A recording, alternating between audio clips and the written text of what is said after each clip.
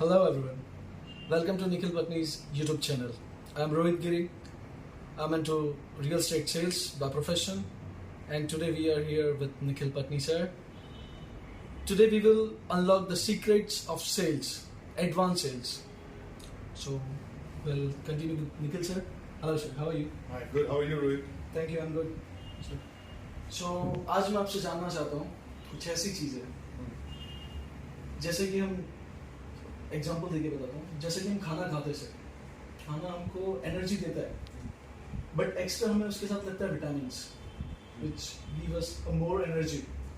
So in the same thing cells में, cell तो हर कोई करता है, उसमें जो विटामिन्स होते हैं, जो एक्स्ट्रा सेल्स और एडवांस सेल्स, उसके लिए आप कुछ टिप्स दे सकते हैं?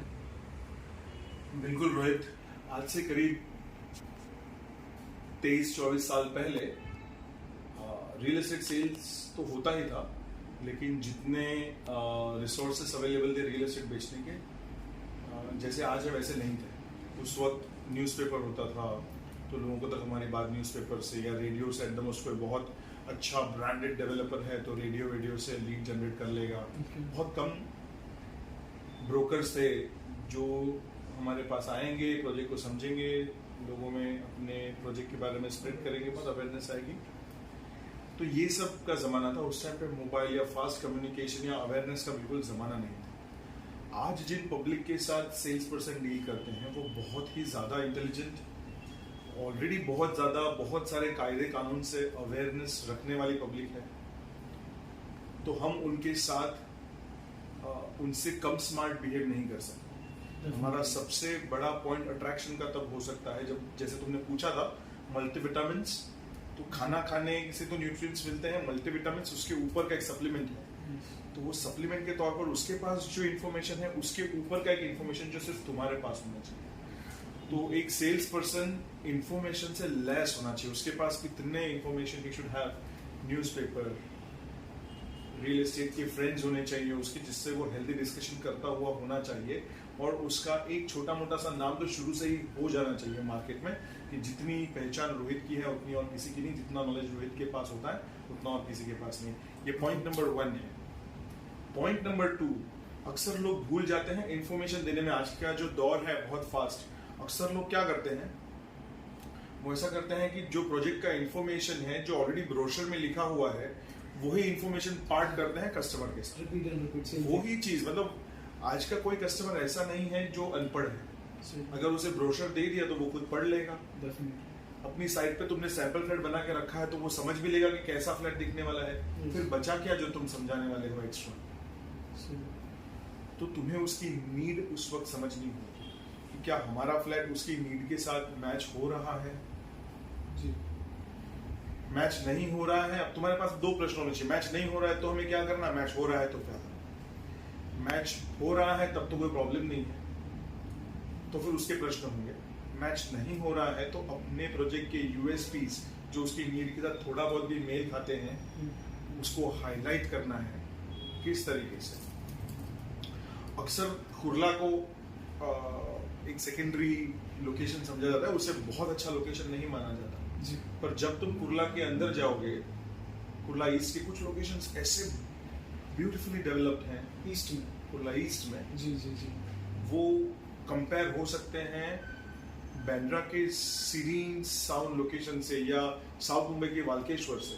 अब इस बात का पता बाहर से, परेल से आने वाला कोई कस्टमर है, तुम्हारा क्लाइंट अपने प्रोजेक्ट पे आ रहा है, उसे कभी वो कुर्ला सुन के आया है तो उसने कुर्ला का एक इमेज अपने माइंड में बनाया हुआ है साइकोलॉजिकली. अब तुम्हें साइकोलॉजिकली जो इमेज उसने बनाई है उसको तहस नहस करनी है और फिर तुम्हें अपना प्रोजेक्ट उसे प्रेजेंट करना है.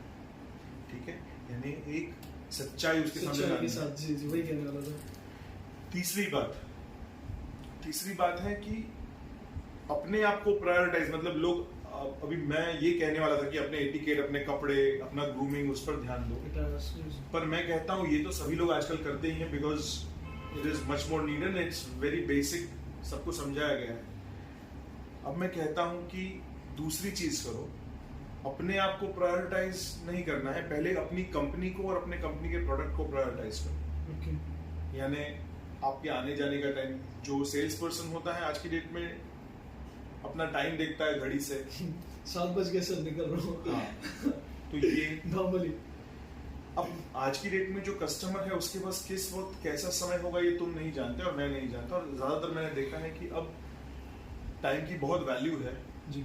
तो तुम्हारे पास जो भी ऐसा टाइम है जहां तुम कस्टमर से कनेक्ट करते हो, तुम्हें उस वक्त उससे कनेक्ट करना होगा। इससे क्या होगा, अक्सर लोग इसका एक मिसकंसेप्शन बनाते हैं, अरे नहीं 8 बजे के बाद फोन किया तो कस्टमर का पर्सनल टाइम में डिस्टर्बेंस होगा। यस, करेक्ट, ऑफिशियल कॉल है, बात सही है। यस, लेकिन अगर तुम आउट ऑफ द बॉक्स कुछ करना चाहते हो, तुम अपनी कम्युनिकेशन स्किल्स ऐसी करो कि तुम उसे बता सको कि सर ये सही वक्त है, आप घर पे रिलैक्स्ड होंगे, आज ट्यूसडे आपको कहीं जाना तो नहीं, बारिश का दिन है, 5 मिनट लूंगा सर। यूजुअली सारे लोग आपको दिन भर परेशान करते हैं, आपके लगेगा आप कस्टमर को जानते हो स्पेशली, तो आप उसको उस वक्त ब्रीफ कर सकते हो, उस वक्त उसे मिलने जा सकते हो। अपना समय नहीं देखना, सिर्फ एक कस्टमर, एक सेल्स पर्सन को कभी अपनी घड़ी में टाइम देखना ही नहीं चाहिए, अनलेस कस्टमर कहीं घाई कर रहा है या उसको फास्ट कहीं जाना है तो अलग बात है। भाई मुझे जल्दी जाना है घर पे, इसलिए कस्टमर के साथ का कॉन्वर्सेशन आधा अधूरा छोड़ देना, कॉम्प्रोमाइज नहीं कर या फास्ट कर देना है, उसके साथ कॉम्प्रोमाइज नहीं कर सकते। Got a point. चौथी बात है अपने प्रोडक्ट का नॉलेज कंप्लीट, मतलब ऐसा कुछ भी नहीं होना चाहिए जो तुम्हें नहीं मालूम तुम्हारी साइट पे क्या हो रहा है। कई बार ऐसे होता है कस्टमर आके तुम्हें बताता है तुम्हारी साइट 3 महीने से बंद है, 2 महीने से बंद है, या तुम्हारे यहाँ पे इतने ही वर्कर हैं क्यों दिख नहीं रहे हैं। तो तुम्हें ये ध्यान रखना है कि किसी भी चीज का, अपनी साइट का नॉलेज अपने पास कंप्लीटली होना ही चाहिए। उसे किस तरीके से प्रेजेंट करना है, उसकी स्किल बहुत नॉर्मल स्किल्स में आती है, लेकिन नॉलेज होना बहुत जरूरी है। हमारे जो भी प्रोडक्ट के सब प्रोडक्ट्स हैं, जैसे हम बनाते हैं घर के अंदर लगती है ब्रिक, माटी, चूना, cement, gypsum paints, flooring tiles, iron and steel, ये सब। तो ये सब तो ठीक है, ये सब सबको मालूम है, कोई तुम्हें ये नहीं पूछता कि टीएमटी के सरिया यूज कर रहे हो, कोई दूसरा सरिया यूज कर रहे हो, ठीक है। बट लोग आके पूछते हैं कि सर सैनिटेशन के जो सैनिटेशन वेयर है वो क्या यूज कर रहे हो, अमेरिकन स्टैंडर्ड है या ऐसी, I am sorry to use the name of the company, but या ऐसे ही सारे जो we are not here to promote anyone, exactly. तो ऐसे नाम पर हमें सब पता होना चाहिए, डेफिनेटली, और हमें ये भी पता होना चाहिए कि हमारी कंपटीशन में क्या चल रहा है। तो 2 चीजों से हमारे पास कंप्लीट इंफॉर्मेशन होनी चाहिए, 2 चीजों की, हम क्या यूज कर रहे हैं हमारे प्रोडक्ट को वर्सेस हमारे कंपटीशन में हमारे इर्द गिर्द क्या यूज हो रहा है। ये हुई और एक बात। सो अकॉर्डिंग टू ये एक पूरे प्रोजेक्ट का पूरा नॉलेज, साथ ही साथ सराउंडिंग्स में आसपास क्या चल रहा है वो सब। कंपटीशन के बारे में अगर तुम सोते रहोगे तो तुम्हारा प्रोडक्ट कोई देखेगा, और कंपटीटर क्या करेगा, तुम्हारा ही प्रोडक्ट दिखा के अपना प्रोडक्ट बेच देगा, ठीक है। तो ये हुई, यहाँ तक तो मैं प्रोडक्ट पे लेके आया। अभी बहुत सारी बातें हैं, इसकी गहराइयाँ जो मेरे आने वाले शो में और खूबसूरती से और ओपनली बताऊंगा। ये रोहित के इंसिस्ट करने पर एक वीडियो बना है, प्लीज नोट। तो अभी बहुत इंपॉर्टेंट बात है जो आता है पर्सन टू पर्सन इंटरैक्शन के स्किल्स। जी, आपका स्किल पावर, आपका नॉलेज, आपका एटीट्यूड किसी को अपना बना लेने की तरफ होना चाहिए। कोई रियल एस्टेट ब्रोकर है, कोई कस्टमर है, कोई इन्फ्लुएंसर है, मतलब कस्टमर के साथ एक घूमने वाला उसका दोस्त है, इन सबके साथ आपको बना के रखनी। तो बना के रखने का काम, कम्युनिकेशन स्किल आपकी कैसी है उस पर निर्भर करता है। आप किस तरीके से बात करते हो, कब बात करते हो, किस टॉपिक पे बात करते हो, कैसे उन्हें अपने तरफ आकर्षित करके रखते हो। बहुत छोटा सा एग्जांपल देता हूँ, ये बहुत बड़ा टॉपिक है अपने आप में, पर मैं बहुत छोटा सा, कि आपको मिलने आए हुए 3 लोग हैं, उनके बारे में आप क्या क्या चीज याद रख सकते हो। अगर उसने अपनी कंपनी का नाम लिखा है, अगर वो किसी स्पेशल कार में आया है, अगर बातों बातों में अगर उसकी एज या उसका बर्थ डेट जान सकते हो, ठीक है, या वो कुछ ऐसा चीज कहता है जिससे तुम्हें पता चलता है कि उसकी वाइफ का इंपॉर्टेंस उसके फैमिली में, यानी डिसीजन मेकर कौन है। तो इन सब का इंपॉर्टेंस जान के इसके इर्द गिर्द कोई छोटी मोटी सी स्टोरी बना के तुम्हें प्रेजेंट करना आना चाहिए। ये सबसे बड़ा सीक्रेट है।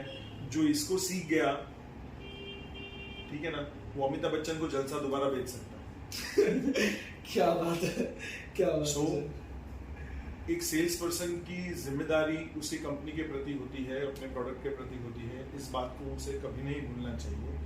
उसका घर उसकी प्रायोरिटी है, फैमिली उसकी प्रायोरिटी है, इसीलिए वो काम कर रहा है। और अगर काम में आगे पीछे करेगा एज अ सेल्स पर्सन, काम को प्रायोरिटी ना दे और फैमिली को प्रायोरिटी दे, तो क्या होगा, थोड़े दिन के बाद उस काम से वो खुद ऊब जाएगा। चलो कोई और ऑब्जर्व नहीं भी कर रहा ना, थोड़े दिन में उसको बोर होना फील होगा, और आपकी बोरियत आपके कस्टमर के चेहरे पर साफ इंटरेक्ट कर जाएगी। मतलब सॉरी, मैं ये कहूंगा कि आपकी जो बोरियत है उसका असर आपके कस्टमर के चेहरे पर तुरंत दिख जाएगा।